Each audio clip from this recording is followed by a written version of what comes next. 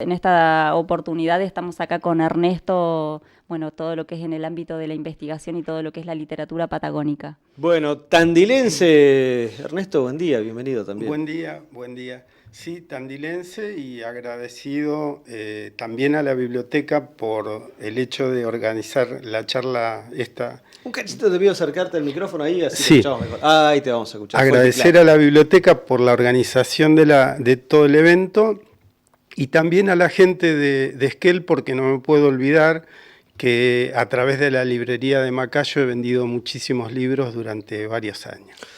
Bueno, interesante propuesta que llega entonces de la mano de la Biblioteca Municipal. Vamos a mostrar, voy a hacer ya la invitación y ahora nos vamos a poner a charlar un poquito de todo esto que decíamos, ¿sí? De esta muy buena propuesta de armar un ciclo de conversatorios con escritores de la Patagonia. La invitación es para la jornada de hoy, 18:30 horas.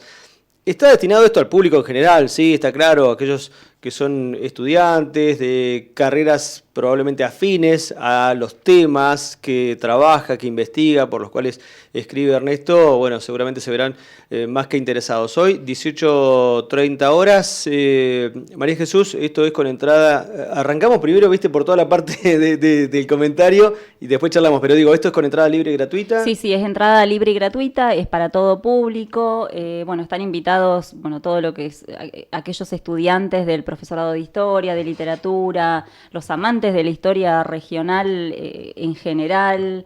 Bueno, hemos invitado también a nuestros socios, a aquellos que tenemos muchos, nosotros socios que leen, que consumen lo que es la literatura regional del ámbito de la investigación. La verdad que tenemos un público re interesante en que va y consume específicamente literatura de Patagonia, así que para ellos también está destinada esta charla y como dijiste, si es entrada libre y gratuita, es en la sala grande de la biblioteca. Bien. Estamos en San Martín 636, es ahí en la biblioteca a las 18:30 horas. Perfecto, bueno, ahí está, entonces ya hecha la invitación y ahora sí charlamos con Ernesto de por dónde va a ir esta charla, este conversatorio del día de hoy. Está claro que tiene que ver con el trabajo que venís haciendo hace ¿cuántos años? 25, o sea, contando el primer libro que salió en el 2000 a través de la editorial de la Universidad de la Patagonia San Juan Bosco, sede Comodoro, ya 25 años dedicado full time a temas de historia. Llegaste a la Patagonia en el año 71. ¿De dónde? De Tandil. De Tandil, De sí. Tandil. Y te enamoraste de la Patagonia y fue tu lugar para empezar a trabajar, para conocer, para investigar. ¿Cómo nació esa vocación? Bueno, siempre tuve mucho interés en leer. Siempre fui un lector apasionado en ese sentido. Yo descubrí dos primeros libros. Uno de ellos era de Liborio Justo, el hijo del presidente Justo, que se llamaba La Tierra Maldita. Ese libro no me lo olvido más. Y el otro era Con otro sol, de Diego Angelino, un escritor que todavía vive en Bolsón. A partir de ahí y con el interés de informarme y recorrer los lugares, por ejemplo, de entrada me di cuenta que en Río Pico había habido una colonia alemana de casi 96 familias, no personas, familias, y cuando yo llegué a principios de los 80, había solamente descendiente de 2 de las familias y nadie sabía decirme absolutamente nada. Yo digo, ¿cómo? ¿De 96 familias Sí. nadie puede contarme algo? Y empecé a tirar un poco del hilo y, bueno, después de seguir el rastro de alguna de las familias, en el Ministerio del Interior encontré el expediente de tierras con el nombre de cada uno de ellos y los datos de la persona que había fundado la colonia. Era un alemán que a principios del siglo XX recorrió a caballo todo Chubut y todo Río Negro. Él había venido de la guerra de Sudáfrica. Sí. En 1902, donde termina el conflicto en Sudáfrica, se embarca y viene acá y elige el lugar de Río Pico para fundar una colonia que se llamó Friedland. Bueno, a partir de ahí mi investigación fue hallar esas familias que se habían dispersado por el territorio, algunas se habían ido del país, otras estaban en Chile, y ese es el primer libro que me sacó la universidad. Hasta ese momento no se sabía absolutamente nada de eso. Y un poco tu trabajo ha ido por por esas historias y además por esos lugares que quizás no son para nada conocidos o no han tenido prácticamente ningún tipo de difusión, porque de hecho, mirando por lo menos incluso algunas de las portadas de tus libros, cuentan esas historias, ¿no? De gente un tanto anónima, de lugares, como digo, desconocidos, que por ahí los pasamos en la ruta, quedan ahí Claro. a la vera de la ruta, pero no sabemos de qué se trata. Claro, Digo, sí. nosotros, lo que no trabajamos de esto. Pero vas por ese lado, casi haciendo de detective de estos lugares. Y de estas descubriendo historias. esos lugares, porque yo inicié mi viaje como mochilero y eso duró muchos años. Sí. Pocitos de Quichaura, Paraje Las Mulas, está lleno de lugares que tienen muchísima historia. Toda la parte de Piedra Yotel, que es un lugar importantísimo. Piedra Yotel, eso queda cerca de Gobernador Costa, cerca de San Martín. Exactamente, ese es el lugar donde estuvo la reserva, donde fue confinado la familia Saihueque. Sí. Las tierras se la quedó la empresa Lausen y ellos terminaron viviendo en Las Salinas, como quien va de Costa hacia Aldea Peleg por el Cherque, esa ruta de tierra que hay por ahí adentro. ¿Cómo Detrás llegas de los campos de Juan Plate. ¿Y cómo entras ahí a Piedra Yotel, por ejemplo? A ver, para datito ahí, esto que te decía, que por ahí uno va por la ruta, por la 40, ¿sí? En la zona de Costa, y quizás hay lugares fantásticos para conocer, pero bueno, en algunos no es tan fácil acceder. ¿Se puede acceder a Piedra Yotel? Es un campo privado de gente de Comodoro Rivadavia hoy en día, y es muy difícil, yendo por la ruta, descubrir cuál es el lugar, porque es una piedra muy singular, que es como una cresta de piedra en la montaña, y ahí estuvo la sucursal de Lausen, mucho tiempo después, cuando se quedaron con las tierras. O como decía Osvaldo Bayer, la Husen en alemán. La Husen, decía Osvaldo Bayer. Bueno, pero decíamos esto de ¿qué tenés que ir a pedir permiso para entrar? Claro, poder abrir tranqueras y sí. llegar. También, si uno detecta el lugar desde la ruta, puede parar el vehículo, cruzar la tranquera y ir caminando. Porque no está tan lejos. Está ahí nomás, No, de estar, y es un lugar histórico muy importante porque además hubo una batalla muy grande ahí, en ese lugar. ¿Conquista del desierto termina ahí o no prácticamente? Es una de las últimas batallas. Digamos que entre los lugares importantes, una de las últimas cosas es la laguna de Zúñiga, acá entre Trevelin y Teca. Ahí se hace el parlamento último antes de decidir los caciques si van a pelear o se van a entregar. Ahí estuvieron todos. Claro. Y ese lugar, casualmente, lo rastreamos y lo encontré con una persona que hace un rato nombrábamos, con Raine Golab. Nosotros nos metimos por la tranquera del campo La Esmeralda, no había nadie, entramos igual, y encontramos el lugar rastreando las tumbas. Y estaban ahí las tumbas de la gente que trabajó para Lausen, porque el campo La Mimosa era de Lausen, y ahí está la Laguna Zúñiga, y ese es un lugar histórico muy, muy importante. Bueno, es casi el lugar donde se fundó Esquel, porque por ahí estaba el telégrafo y el lugar de la policía fronteriza. Claro. Ahí vivían los Clarke, que eran los pagadores de la policía fronteriza. Ellos tenían un negocio.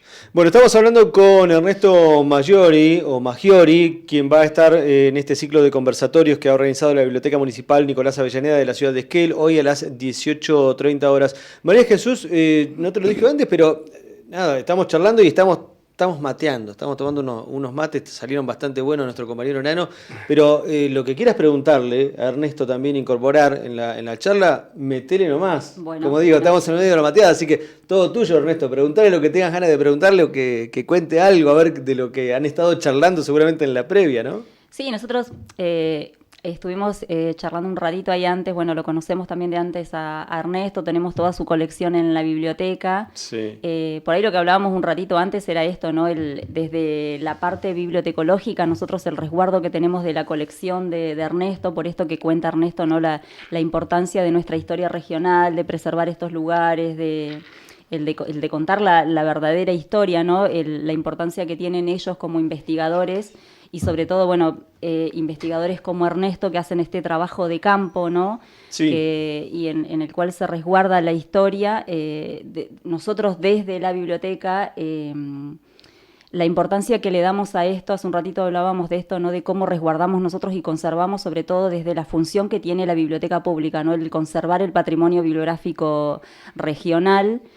Y hablábamos un poquito de esto, por eso bueno, salió el tema también de Raine, el hecho de tener las colecciones bajo vitrinas, el hecho de por qué eso, el hecho de no negarles el acceso a la información a los usuarios, sino que le restringimos la comodidad por ahí de llevárselos a su casa, que a veces, bueno, el público, no todos tienen si bien a todos les gusta conocer la historia, les gusta leerla, informarse, sí, pero no todos tienen ¿cómo decirte? Esta importancia, el darle el valor a la literatura, el resguardar el patrimonio, el hecho de la importancia que tiene que esté resguardado en la biblioteca. Claro. Nosotros tenemos, así como está la colección toda de la bibliografía de Ernesto, hay de otros autores regionales que también, bueno, se resguardan ahí en la biblioteca y la importancia que tiene, ¿no? El resguardar todo ese patrimonio. Desde ese lado es que valoramos y que lo invitamos, bueno, a que cuente todo lo que es su trayectoria y la importancia que tiene, ¿no? para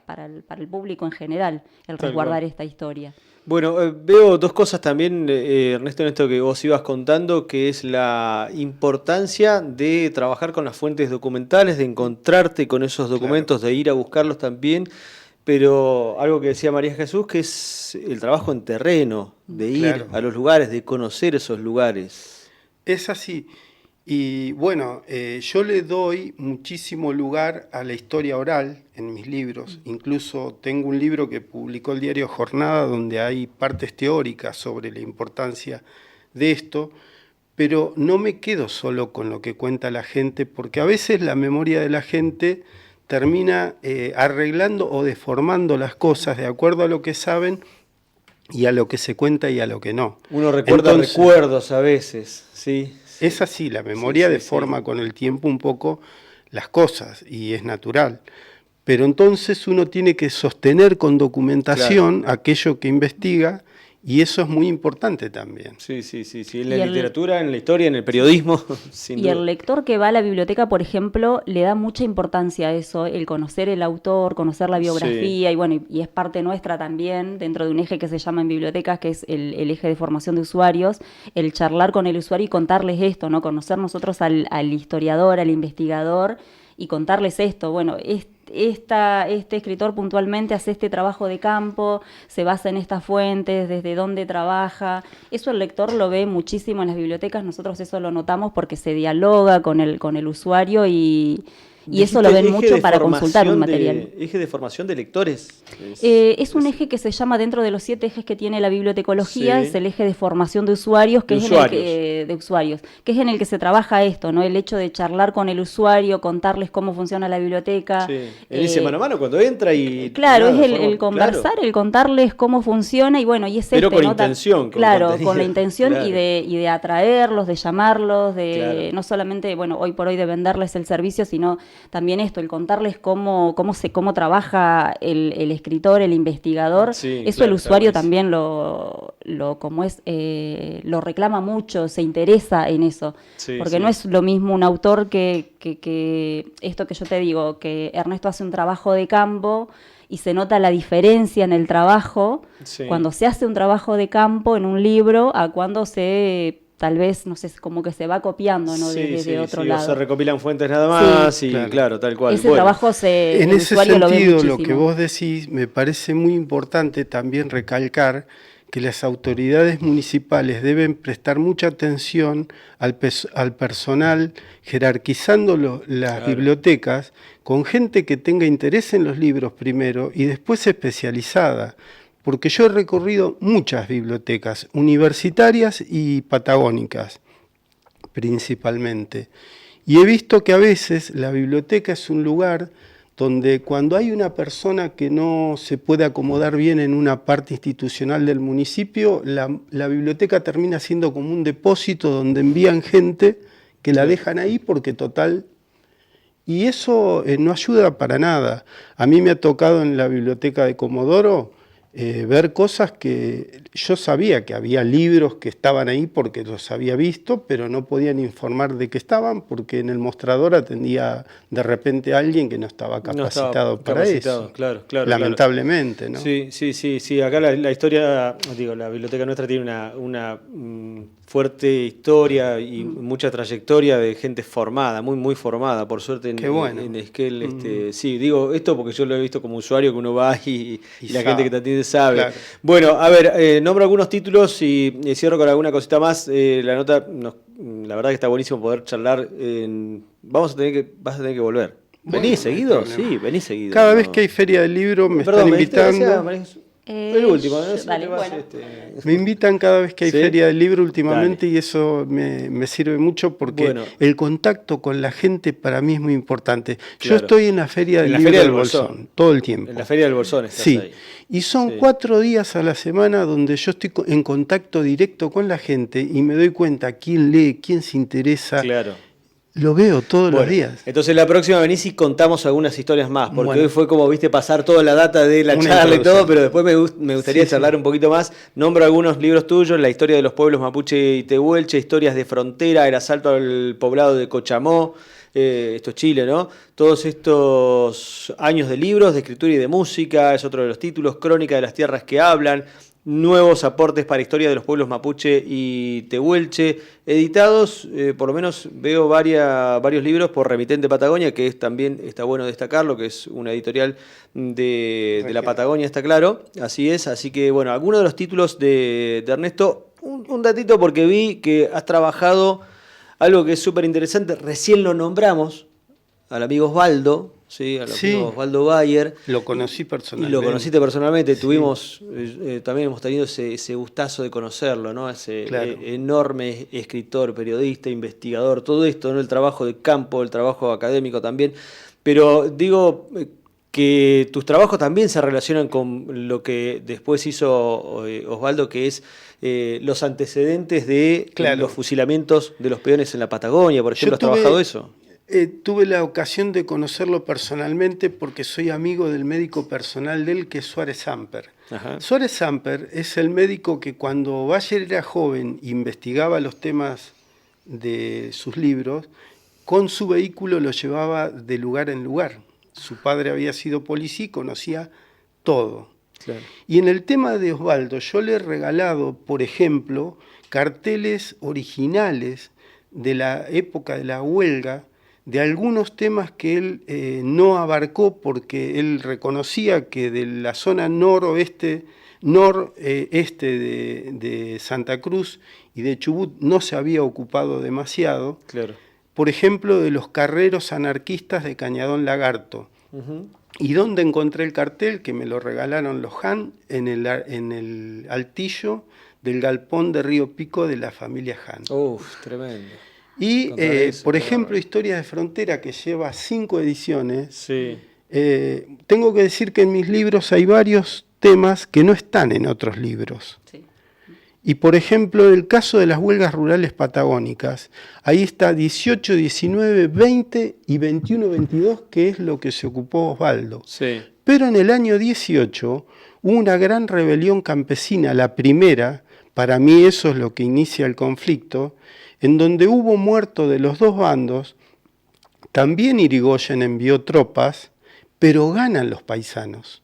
Y todo eso lo dirigió un chileno un anarquista que se llamaba Antolín Silva Ormeño, sí, que hasta hace unos años estaba su tumba en el Valle Erasmo, en Aysén. Él es el fundador de Balmaceda, además. ¿Y eso ocurrió dónde? ¿Esa rebelión?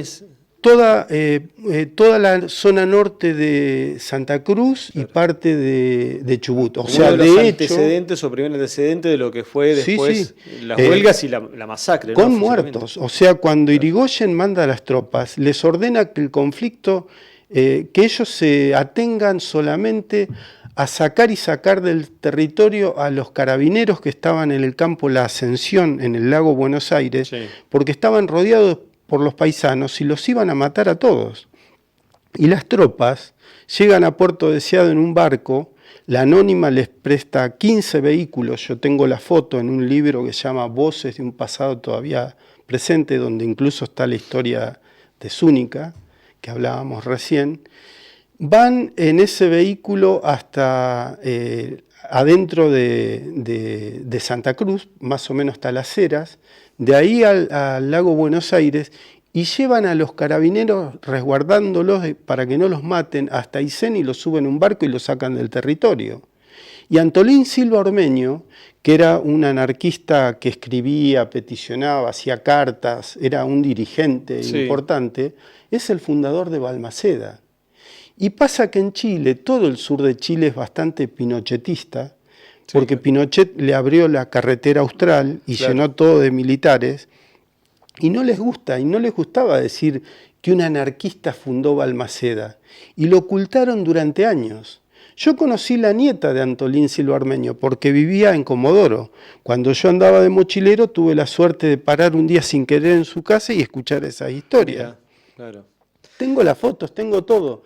Y este Ormeño, después de que esto explotó y se supo, se peleaban entre Aysén y Balmaceda para ver quién iba a quedarse con la tumba de Antolín Silva Ormeño. Mirá vos, qué historia, tremendo. Bueno, después está el 19, que es el año en donde los latifundistas envían un agrimensor para hacer un relevamiento del territorio para que no vuelva a ocurrir lo del 18, el 20, que es un episodio con muertos en Puerto Deseado, y ya después agarra 21 y 22. Claro. ¿Y qué tiene el libro que me gustaría, si puedo decirlo, que es muy importante? Diga.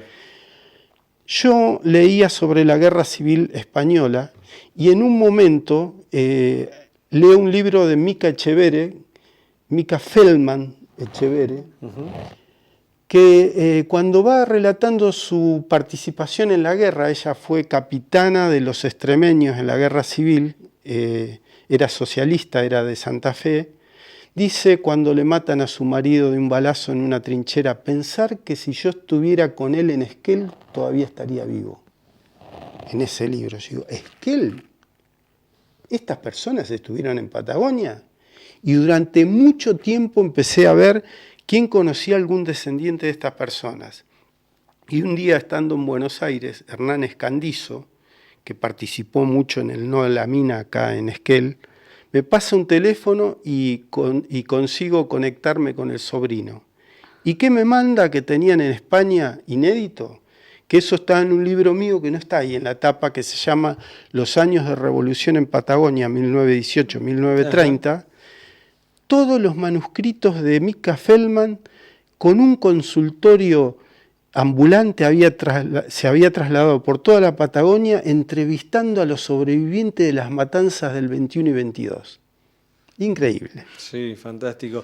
Bueno, hemos hablado con Ernesto Maggiori, que va a estar participando de este conversatorio hoy a las 18:30 horas. 18:30 horas hoy en la Biblioteca Municipal Nicolás Avellaneda, de calle San Martín. 636. 636, ahí está, todo el mundo conoce igual. Digo, pero siempre el público se renueva, hay gente que recién ha llegado a escribirse. ¿Dónde queda la Biblioteca Municipal? Bueno, en San Martín 636, con entrada libre y gratuita. Esto forma parte de un ciclo de conversatorios. Bueno, gracias María Jesús, gracias Ernesto. Y bueno, gracias a ustedes por la invitación. Nos vemos próximamente, dale. Gracias. Bueno, gracias. Y bueno, nosotros los esperamos hoy a las 18:30, vamos a continuar. Ahora en agosto tenemos un ciclo, continuamos con este ciclo, vamos a estar más dedicados a las infancias por ser el mes de la, por el día del, como es de las infancias, así que bueno, ahí vamos a estar con una propuesta más para los más chiquitos. Perfecto. Y ahora para las vacaciones aprovecho y hago la invitación, en la biblioteca de 10 a 16 horas, sí. Bueno, tenemos una persona que se ha incorporado recientemente que va a estar haciendo actividades de lectura, así que aquellos que por ahí no sepan qué hacer con los chicos, a veces que en las vacaciones no saben dónde meterlos, bueno, hay una propuesta ahí, va a haber una persona que está disponible de 10 a 16 horas acompañando, bueno, el proceso de lectura de los más chiquitos. ¿Arranca cuándo eso? Va a ser durante las dos semanas de vacaciones, sí. Bueno. No es una actividad concreta, pero va a estar de 10 a 16 horas, bueno, con actividades de lectura para los más chiquitos. Hagamos una cosa, la semana que viene nos damos una vuelta y nos vamos ahí, charlamos con esta persona. Bueno, sí. Y vamos a estar también en la Feria del Libro con una propuesta, en la Feria del Libro, perdón, me quedó lo de la Feria del Libro. En la Feria de Invierno también vamos a estar junto al archivo y al museo con una propuesta también muy interesante desde la biblioteca, vamos a estar ahí presentes también. Súper activo en la biblioteca. Súper activo, sí, siempre, bueno, tratando de crecer y Está bueno, muy bien. nos debemos a la comunidad, así que bueno, Dale. es para ellos.